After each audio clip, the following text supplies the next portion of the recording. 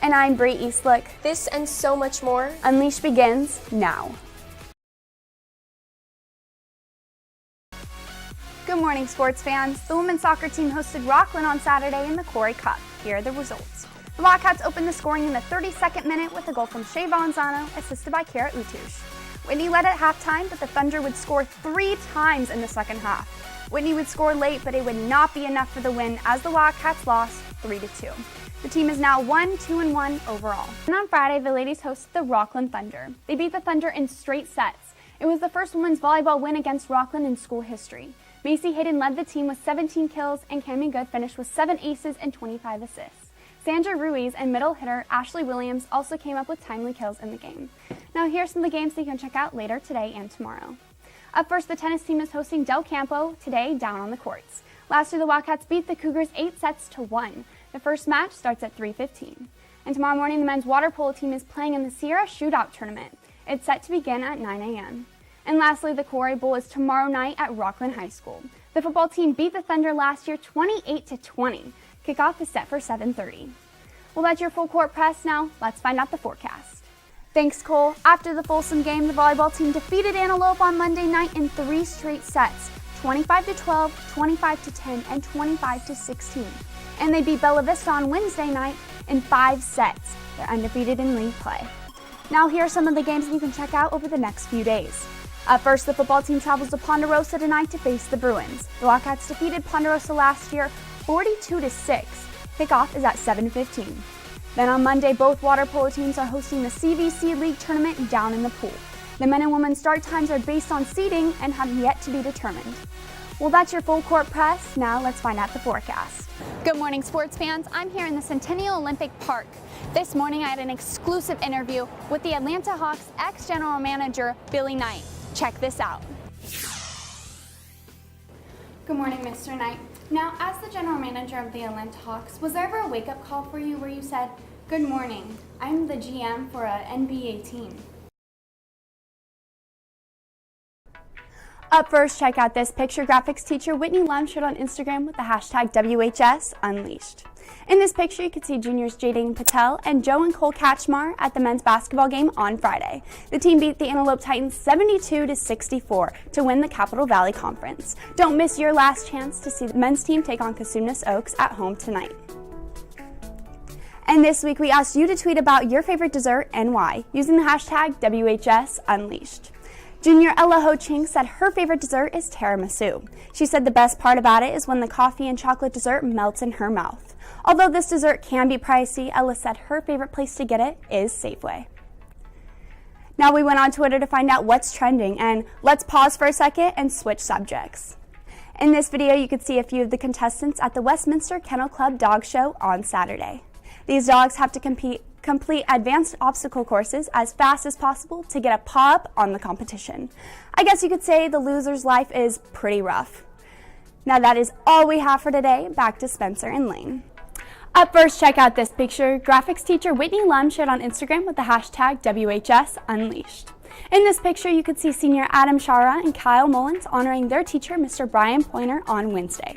Both Adam and Kyle gave photos and medals to Mr. Pointer and read a letter to thank him for all he's done in front of their entire entrepreneurship class. All the seniors in the men's basketball team took part in this project for Teacher Appreciation Month. Now we went on Twitter to find out what's trending, and it looks like this wizard traded in her wand for an iPad. In this video, you could see actress Emma Watson giving her words of wisdom to the random people on the streets of New York. For just $2, Watson would give life advice to her customers through an iPad. If you want to catch Emma Watson on an even bigger screen, you can see her as Belle in the newest Beauty and the Beast. The spring blood drive is Friday in the small gym from 8:30 to 1:30. If you are under 18 years old, you will need a parent consent form signed and turned in to be able to donate. You are only able to donate if you are 16 and over and weigh more than 110 pounds. Sign-ups continue this week outside the student store. And again, the blood drive is Friday. Seniors, the Distinguished Scholar eligibility application is due tomorrow to the counseling office. If you have met the Distinguished Scholar qualifications, you must turn in this form to receive a Distinguished Diploma. Again, it is due tomorrow. And Boys State is a fast-paced week of activity geared towards understanding government, developing leadership skills, and fun with top-notch juniors from across California.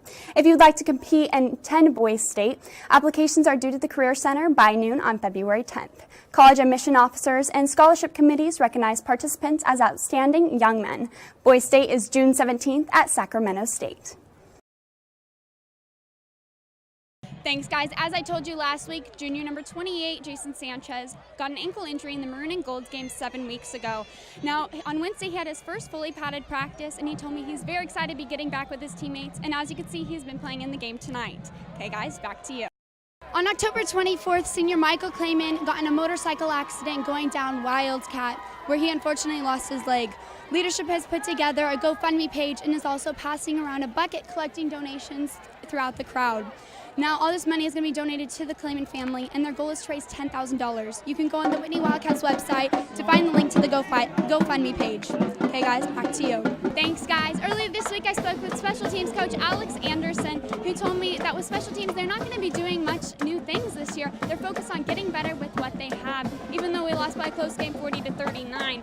Now, also, junior number 20, Jaden Potel, did very well this week, and he is very confident with him tonight. Okay, guys, back to you. Guys, now earlier this week I sat down with SAC-B sports reporter Joe Davidson, who gave me an insight on this fairly new rivalry between the Antelope Titans and the Whitney Wildcats. Check this out. Now, Willie, what are you doing to prepare for the upcoming season? A lot of working out, a lot of running.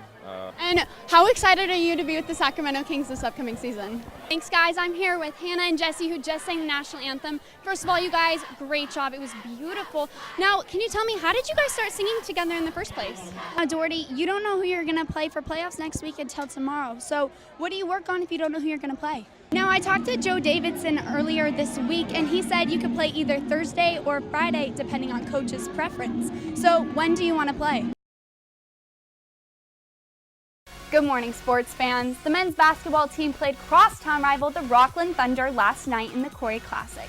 Photographer Sammy Shelton and I went to the game. Here are the highlights. Coming into the game, the Wildcats have won the last 3 times the teams have played, and Coach Nick French has never lost to Rockland. On the Thunder side, Steve Taylor, who opened Rockland and started the program, is back coaching the team after a 5-year hiatus. Whitney came into the game confident after winning the Amador Valley tournament last weekend, and Rockland is currently 3-2 in the preseason. We picked things up in the first quarter when Whitney would start the game with an 8-0 run. Here, number 2, junior Yuki Arai gets a block, and he brings it up court, passing to senior Josh O'Hara, who would sink this three-pointer to give the Wildcats an 11-0 lead in the first. The Wildcats were up 18-10 at the end of the first. But the Thunder wouldn't go away. Here in the second quarter, junior number 50, Carson Sparks, would tap in the ball off a missed shot, cutting the Cats' lead to 6, 22-16. But the Cats would go on a 10-2 run to end the quarter and lead the Thunder in the half, 32-18. Moving to the third quarter, Whitney junior number 20, Matt Willis, would do a 360 spin from the baseline, drive to the hole, get fouled, and drop the floater. He would convert the three-point play, and the Cats would end the quarter on a 10-0 run. Willis would finish with 10 points, and the Cats would lead the Thunder 63-36 after 3. Moving to the fourth with 6 minutes and 32 seconds left in the game, senior number 5, Ja'Shawn Lewis, drives to the basket and scores 2 points to put the Cats up by 32 points, 72-40. Lewis would finish with 15, and the Wildcats would beat Rockland by 26 points, 84-58. I'm here at the Division 5 playoff game between Ripon and Capital Christian. Now, one player you have to watch out for has to be sophomore DeMarcus Ross. Now, if Ripon can't hold him back tonight, it's going to be a long game for them. Now, let's get to the highlights. We're going to start in the first quarter when senior number 3, Julian Leslie, runs for this 3-yard touchdown, making the first score of the night 7-0 Cougars. Then later in the first, number 8, Jacob Norville throws the ball to number 5, Christian Simmons, who makes this 86-yard touchdown, putting the Cougars up 13-0. Then in the second quarter, number 2, DeMarcus Ross gets the ball and runs for a 58-yard touchdown, adding to the Cougars' score 21-0. Then later in the second, with 49.8 seconds left, number 42, James Gauswick, makes this interception, giving Ripon the ball. The Cougars would win the game 56-7 and go on to play Sonora for the semifinals of the Division 5 playoffs.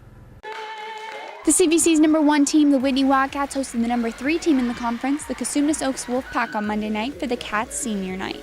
The Cats would take an early lead in the first set, 13-5, but the Wolfpack would push back as number 2 senior Monica McIntyre sets the ball to number 6 senior Sydney Sheff, who makes this kill and gives the Wolfpack the point.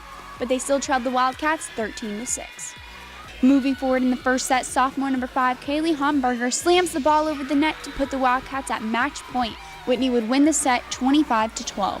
Going into the second set after 9 points in a row, number 8 senior Macy Hayden serves the ball and gets this ace, making the score 12-3. Hayden would go on to serve a total of 11 consecutive points, and Whitney would win the second set 25-15. In the third set, senior Ellie Vasquez would serve the ball, and a Cosumnes Oaks defender tries to pass it to the Cats side when junior number 4 Caitlin Bullock would block the overpass, giving the Cats the point and putting them up 7-6. Whitney would go on to win the third set 25-20 and beat Cosumnes in 3 straight sets.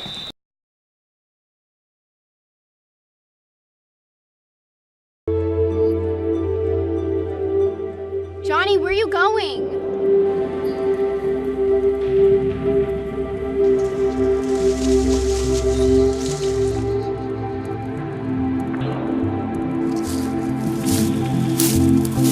Johnny, who are you talking to? My friend, his name is Weepy.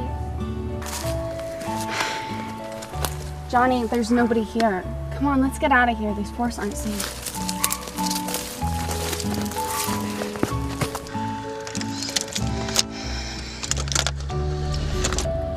Johnny, don't run away from me like that again. Especially in those forests. Weird things happen in there. I know it's in there, he told me. Okay, buddy. That's quite a story. He's big, he can find you and go in the dark. Johnny, stop.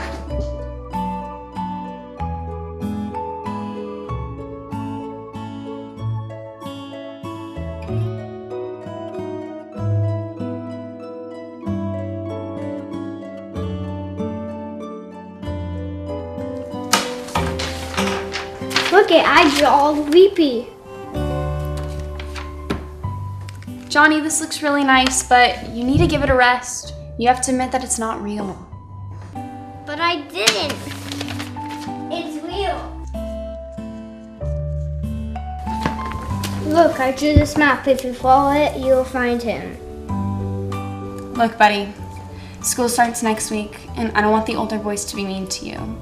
You need to let go of this. This is just a part of your imagination. You need to grow up, okay? I guess it was just my imagination.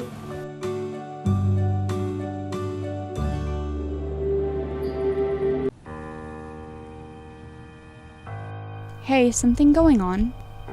Oh no, nothing's wrong. You know, I've noticed that you've been acting different. Are you thinking about suicide? Just know I'm always here for you. I was there for you when you got your new car, I don't know. Bre's looking at it. and I was there for you when it broke down. Dad, come down here right now. I was there for you when you had your first kiss, and I was there for you when you had your first breakup. I was there for you when your mom was diagnosed with cancer, Oh my god. and I was there when she won the battle. Oh my god. I was there for you then, and I'm here for you now.